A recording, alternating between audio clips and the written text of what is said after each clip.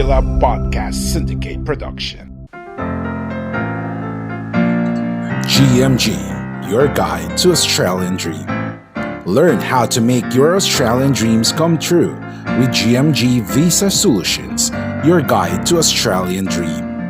This fortnightly podcast provides general advice about migration law and practice, whether it be for studying, working, visiting, migrating to Australia, petitioning for your visa refusal or cancellation, or obtaining Australian citizenship. GMG Visa Solutions got you covered.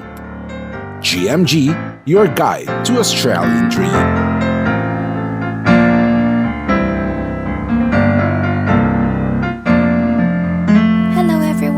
Welcome to another episode of GMG Visa Solutions, your guide to Australian dream. This is your host, Jeroslyn Glico Kovarskis.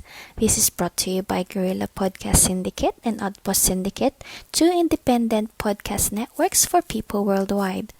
To learn more, please visit www.guerrillapodcast.com.ph and www.australiapodcastsyndicate.com. For today's episode, we will introduce to you Subclass 500, which is the student visa. This visa is for people who want to visit Australia to participate in a course of study. For those who like, follow, and share our Facebook page GMG Visa Solutions and also our podcast, thank you very much and may you continue to support us. Also, thank you for those who have sent their inquiries. Rest assured we will reply to you and provide you with general advice. If you want comprehensive and specific advice tailored to your circumstances, please do not hesitate to contact us. Australian migration laws are constantly changing. The general advice we provide on the podcast is current on the time that we made the recording. Because of how often the migration law changes, the general information provided today may not be applicable tomorrow. That is why GMG Visa Solutions is here for you. Just a friendly reminder that whatever we talked about on this podcast are only general information, not in any way specific, due to everyone having different circumstances. So let's begin. As I mentioned earlier, Subclass 500, or most commonly known as a student visa, is intended for people who want to come to Australia to study. With this visa, you can stay up to 5 years depending on what course you take and how long it is for. The visa fee is 620 Australian dollars unless you are exempt. There's a wide range of people who can be exempt in paying the visa application charge. The latest group of people who are included in the list of exempt individuals are those who are current student visa holders on or after 1st of February 2020 and are unable to complete their course before their visa ends due to COVID-19. The processing time for this visa varies depending on the sector you are studying in. There are some delays due to COVID-19. So what are the sectors you can apply for, you may ask?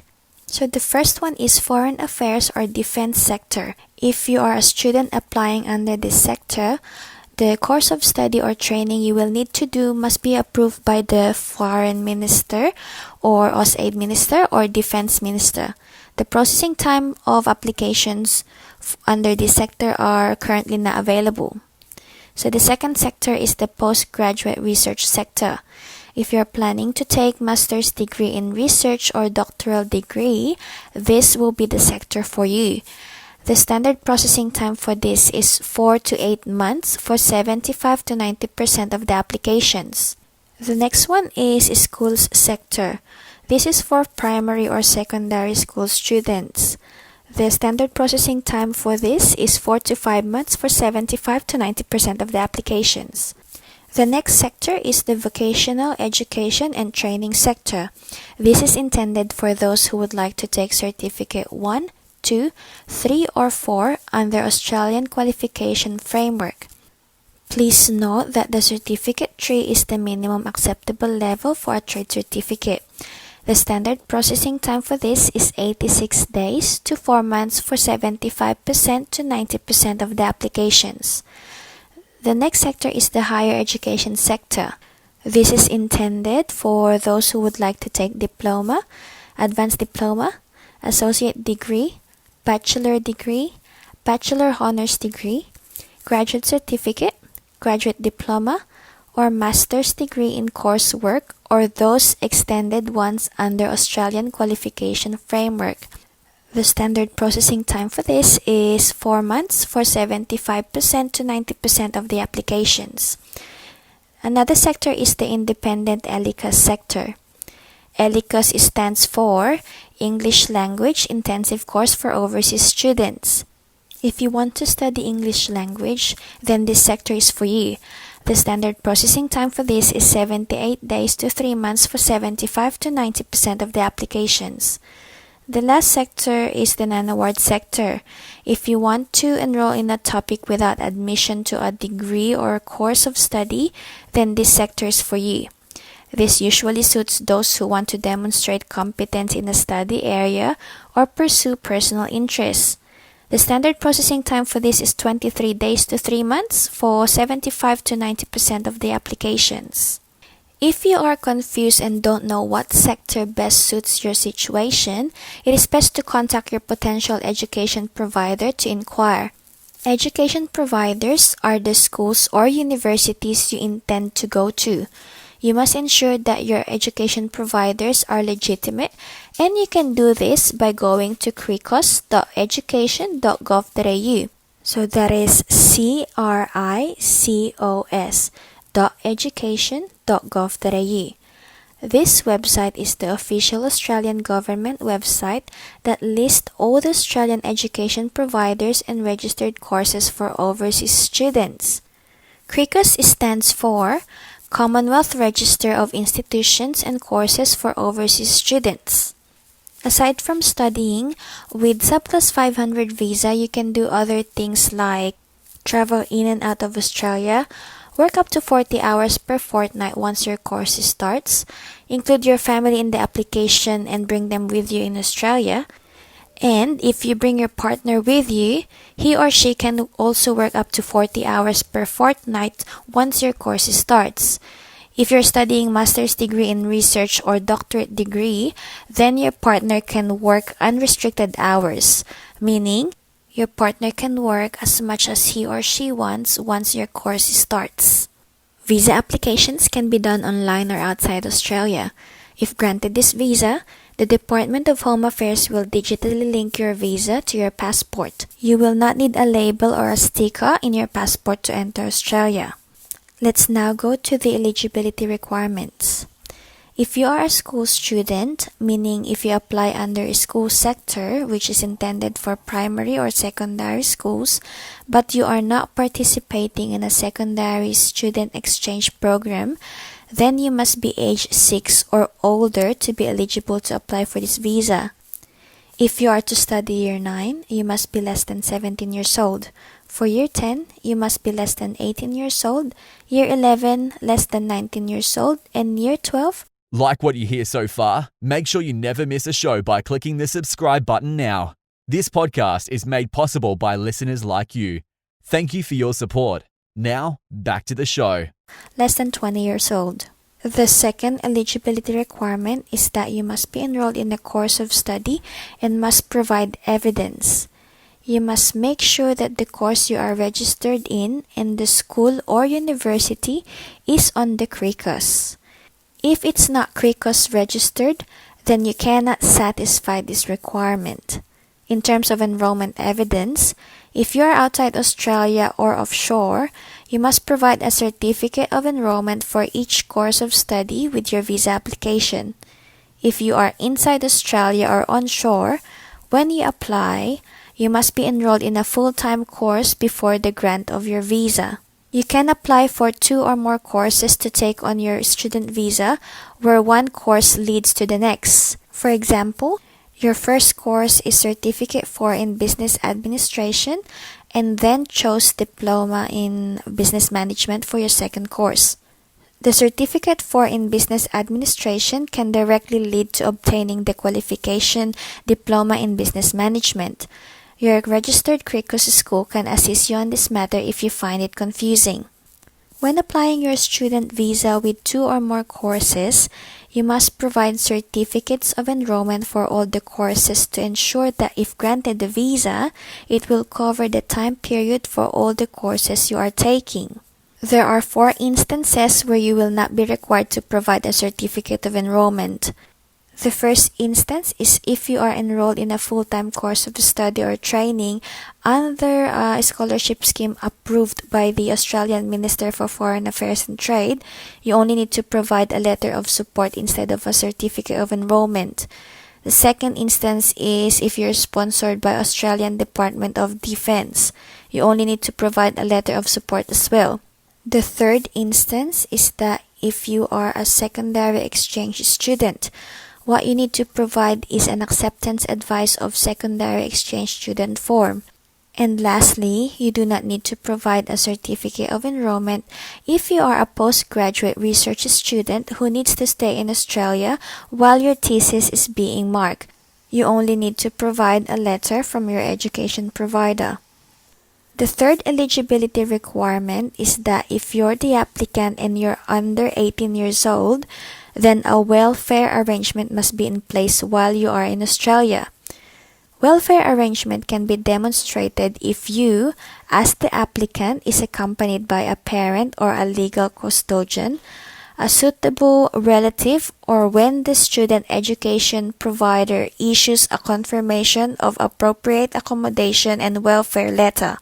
If your education provider issues you the letter of confirmation of appropriate accommodation and welfare, that means that they approve your arrangement for accommodation, support, and general welfare.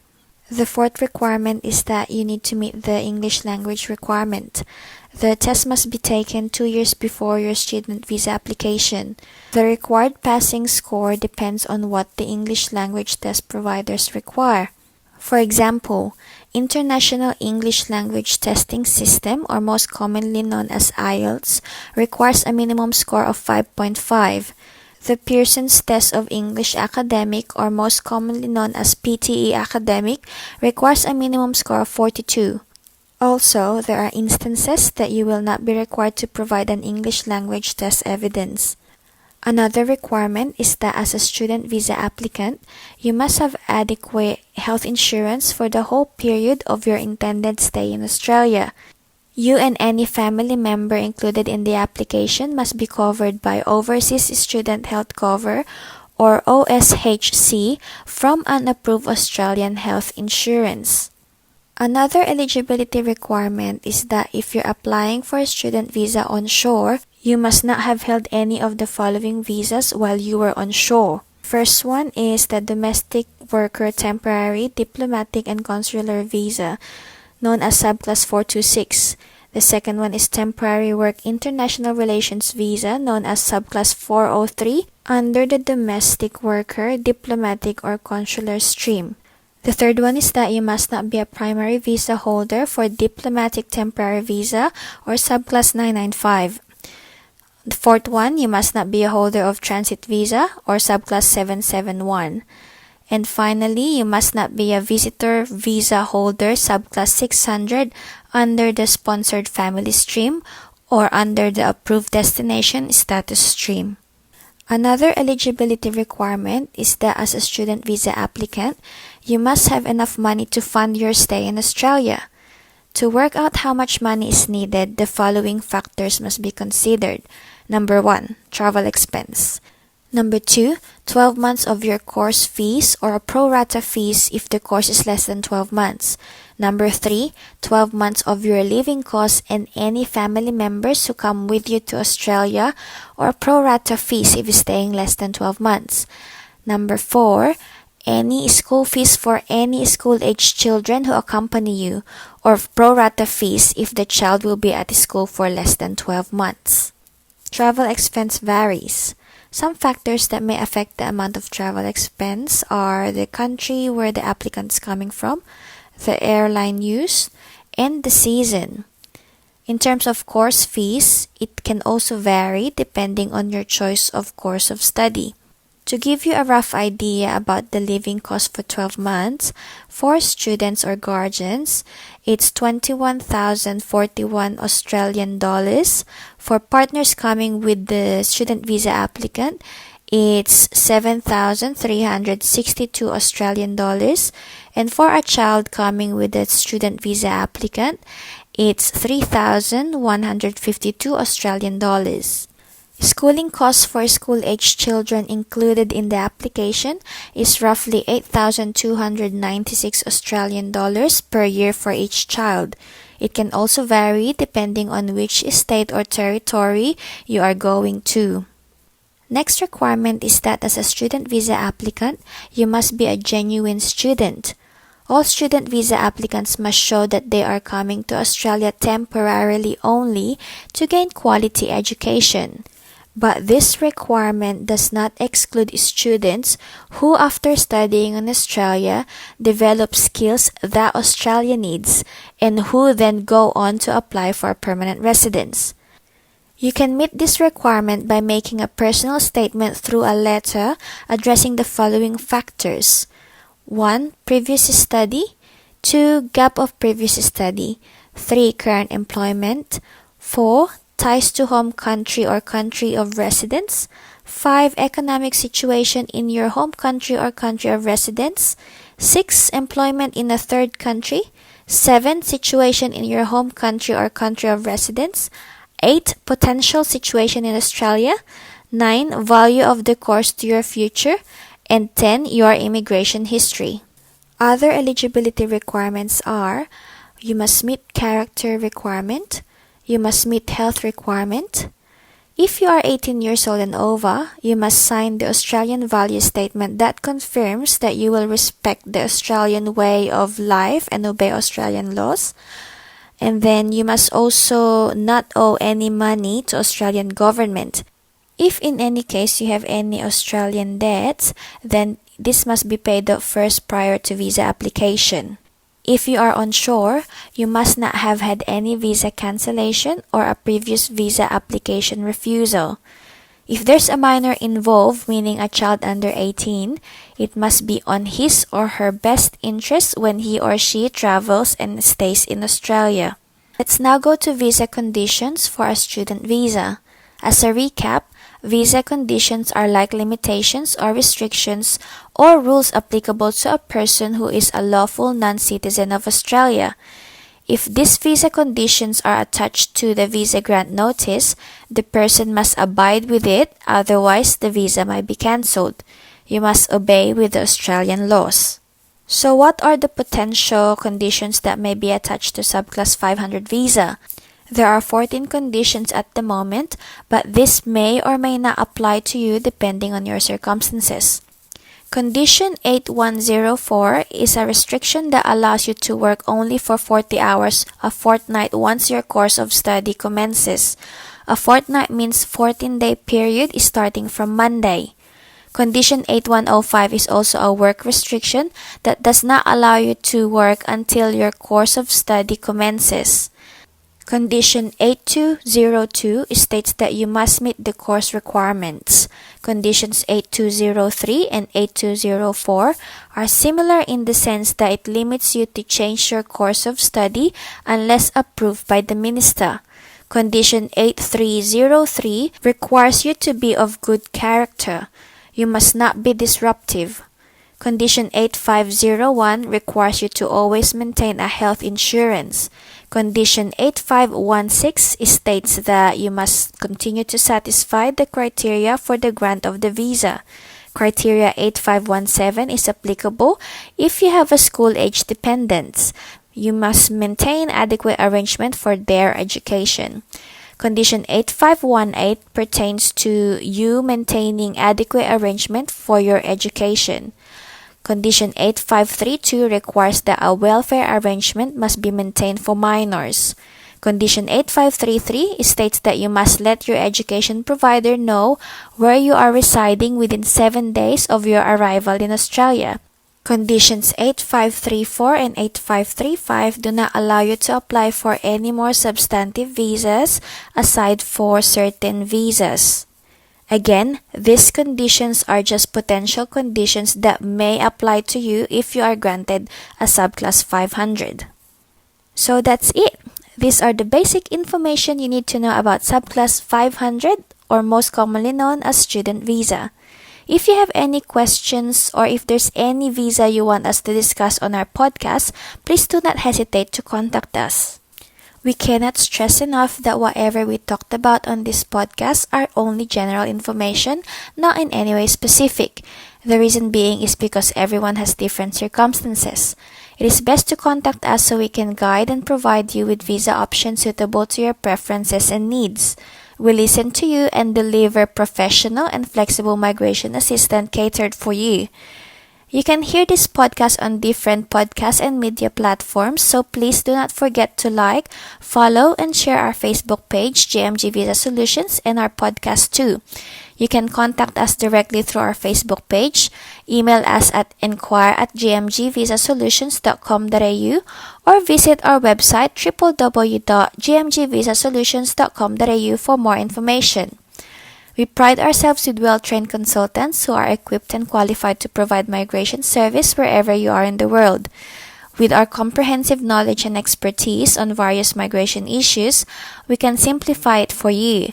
No more complicated processes, just a straightforward approach that saves you time, money, and effort. So until next time, keep dreaming, keep praying.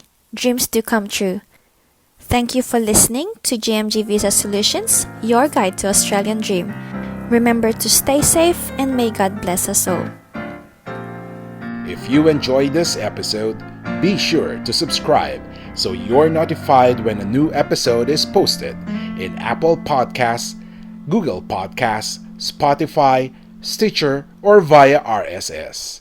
While you're at it, if you found value in this show, rate and review this podcast and share it with your friends. If you have any questions, feel free to reach out to us. And if you want to know more, check out www.guerrillapodcast.com.au or guerrillapodcast.com.ph. A Guerrilla Podcast Syndicate production.